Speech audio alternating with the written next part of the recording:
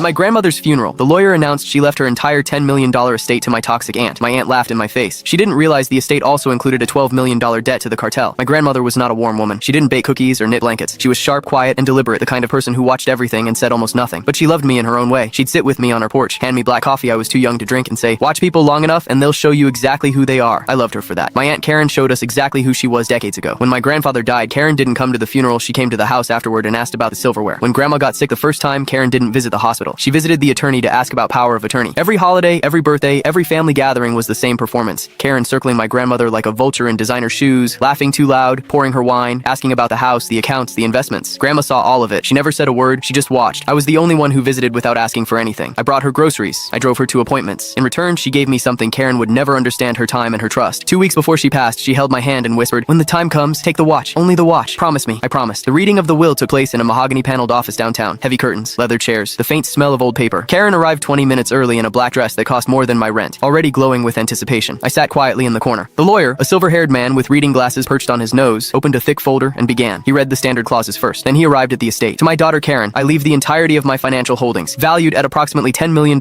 including all accounts, properties, and associated assets." Karen's hand flew to her chest. She looked at me with a grin so wide it split her face. "10 million, she breathed. Then she turned to me and said, "And what did she leave you? Let me guess, nothing?" The lawyer cleared his throat. "To my grandson, I leave my personal wristwatch." Karen laughed. A long, ugly, theatrical laugh. "A watch? She left you a watch? I knew she loved me more." The lawyer slid a stack of documents across the table. Acceptance forms, transfer authorizations, legal acknowledgments. Karen didn't read a single line. She grabbed the pen like it was a winning lottery ticket and signed every page, initialing where the lawyer pointed. Her hand moved so fast the ink barely dried. I watched the lawyer's face during this. He didn't smile, but something shifted behind his eyes, a flicker, subtle and brief, like a man watching the final domino tip. He handed me the watch in a small velvet box. I thanked him and left. 3 weeks later, my phone rang at 6 in the morning. It was Karen, screaming so loudly I had to pull the phone away from my ear. Between the sobs and the profanity, the story came out in jagged pieces. The 10 million wasn't wealth, it was wreckage. My grandmother, decades ago, had been quietly involved in laundering money through a network of shell companies tied to a cartel overseas. The accounts were frozen, the properties were seized collateral, and buried in the documents Karen had signed without reading was a legally binding assumption of debt: $12 million owed to entities that did not send polite reminders. Karen had inherited a death sentence with a dollar sign in front of it. By signing those papers, she had legally made herself the debtor of record. The IRS came first, then the federal investigators. Her house was foreclosed within a month. Her personal accounts were frozen. She hired lawyers she couldn't afford, who told her what the fine print had always said. She accepted the estate voluntarily, in full, with all associated liabilities. There was no exit. Last I heard, Karen moved out of state. No forwarding address, no social media. Just gone. I sat on my grandmother's porch one evening, turning the watch over in my hands. It was old, heavy, unremarkable until I noticed the back panel was loose. I slid it open. Inside was a small key and a 6-digit number etched into the metal, a safety deposit box. I found it at a bank 2 towns over. Inside was a clean legal account in my name, funded years ago, untraceable to the estate. Grandma had separated her real money long before the will was ever written. She watched people, she waited, and she made her move from beyond the grave.